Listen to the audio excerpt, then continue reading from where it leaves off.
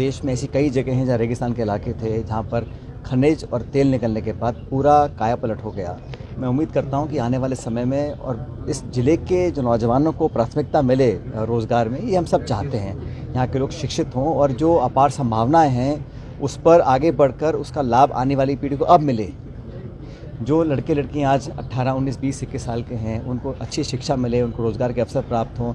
और मैंने बार बार कहा कि जो इशू है समाज में करप्शन का, उसके खिलाफ हम सबको मिलकर एकजुटता से मुकाबला करना पड़ेगा, क्योंकि ये दीमक की तरह पूरे समाज और देश प्रदेश को खा रहा है। आप अभी आलोक आश्रम में आए थे सर, किस तरीके से शिक्षा को लेकर जो अलग जगह है और यहाँ आपने काफ़ी बातचीत भी की, क्या लगा सर? देखिए, सरकार के साथ साथ जो गैर सरकारी संस्थाएं हैं, जो अलग अलग समाज के 36 बिरादरी के जो प्रबुद्ध लोग हैं, वो लोग कैसे शिक्षा को गांव तक, ढाणी तक लेकर जा रहे हैं और जीवन को बेहतर बनाने के लिए एक ही वरदान है।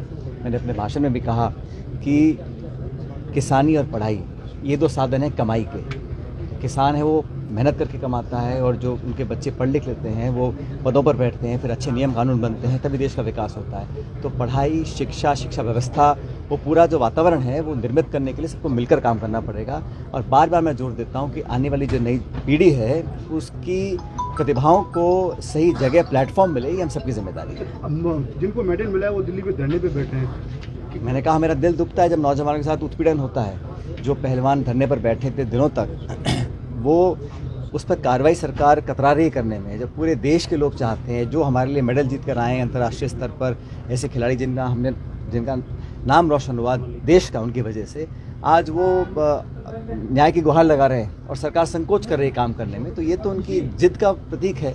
और नौजवान कहीं पर भी हों, चाहे प्रदेश का हो चाहे देश का हो, उसको अगर दुख होता है तो हम सबको दुख होता है। जब प्रदेश में पर्चे लीक होते हैं या करप्शन के इशू सामने आते हैं या पेपर कैंसिल होते हैं या नौकरियां नहीं लग पाती हैं, तो हम सबको दुख होता है। तो हमको व्यवस्था सुधारने के लिए सबको मिलकर काम करना। देश के प्रधानमंत्री मोदी जी सीधे तौर पर कह रहे हैं कि कांग्रेस आतंकवाद जैसे लोगों को सपोर्ट करती है। कल अपने भाषण तो मुझे लगता है कि वो कुछ भी कह ले, कर्नाटक में बहुत अच्छे बहुमत के साथ हमारी पार्टी की सरकार बनेगी। और वहाँ पर भी इशू क्या है? वहाँ पर भी इशू करप्शन का है ना।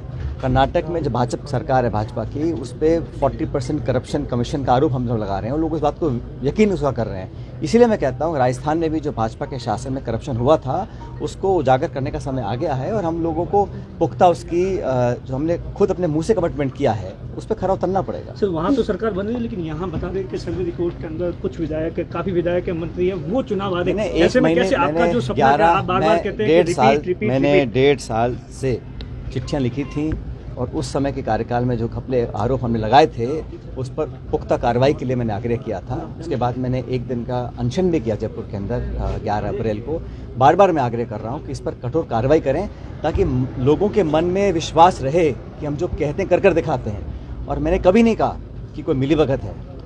बेवजह लोग अपनी सफाई दे रहे हैं, क्यों दे रहे हैं मुझे पता नहीं, कभी दूध, कभी नींबू, कभी पानी, लेकिन मैंने ऐसा कुछ कहा नहीं। मैं तो चाह रहा हूँ जो सच्चाई सामने आए, जो हमने आरोप लगाए थे उसकी क्योंकि केंद्र सरकार पर भी हमें कम भरोसा है, इसलिए कोई सिटिंग या रिटायर्ड हाईकोर्ट जज इसकी समयबद्ध तरीके से जांच कर तथ्य को सामने लेकर आए। सर, लगता है कांग्रेस आपकी बात को गंभीरता से नहीं ले रही, चाहे मुख्यमंत्री अशोक गहलोत तो इन सब चीज़ों को लेकर अनशन जिस बात को लेकर किया। जनता की बात को सबको स्वीकार करना पड़ेगा।